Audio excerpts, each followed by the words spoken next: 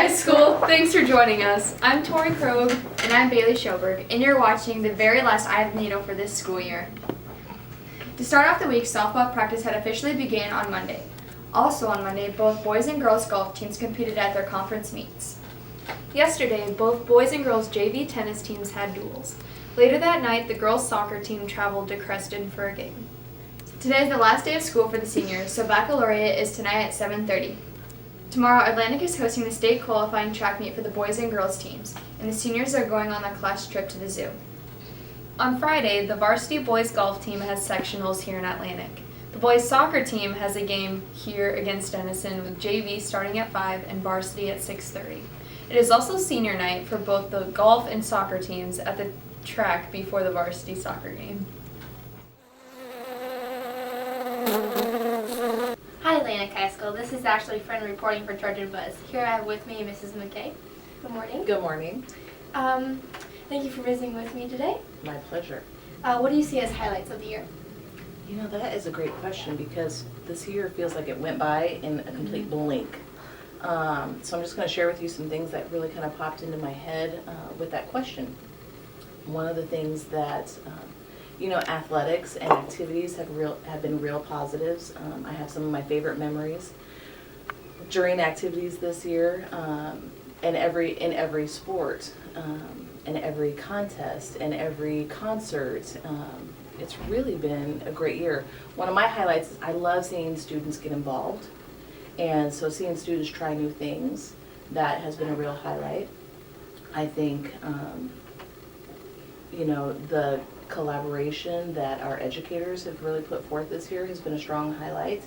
I think there has been a lot of strong focus on, how we can grow, how we can improve, what can we do differently, what's working, what could work even better if we tried something else. What would you like to see HS improve for next year?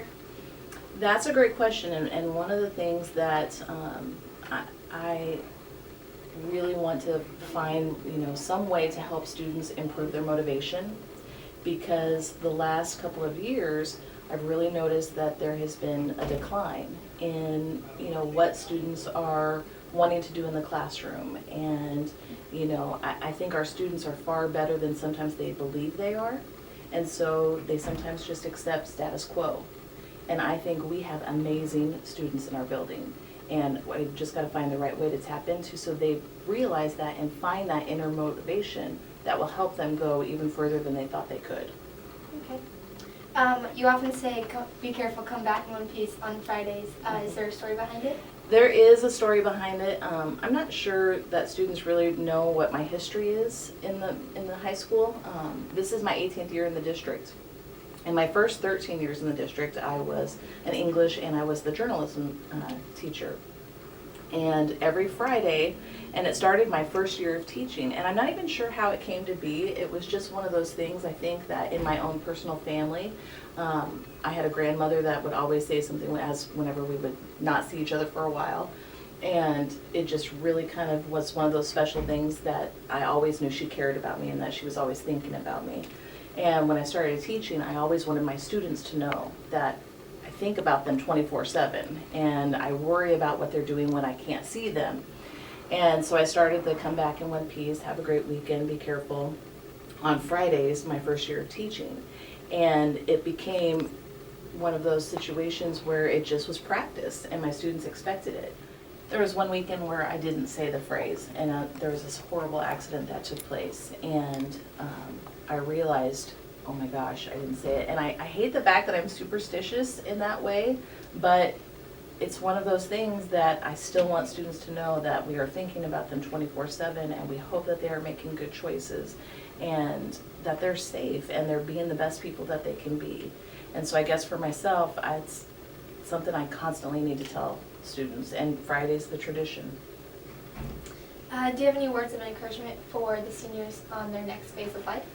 I do. It's interesting because at this time of year you do a lot of reflecting. You think about what a class has meant to the building and to educators and to students and to the community.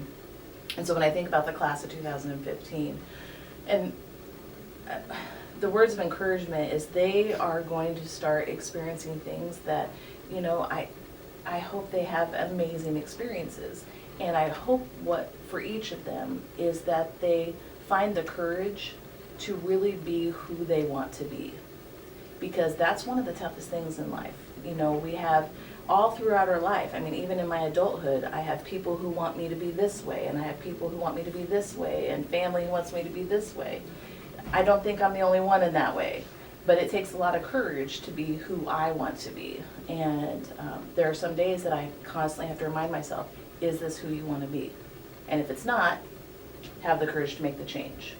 And I think if more people would do that, the world could be amazing. And so I really hope that our students find that courage to be who they truly want to be. Well, thank you for meeting with me today. Thank you.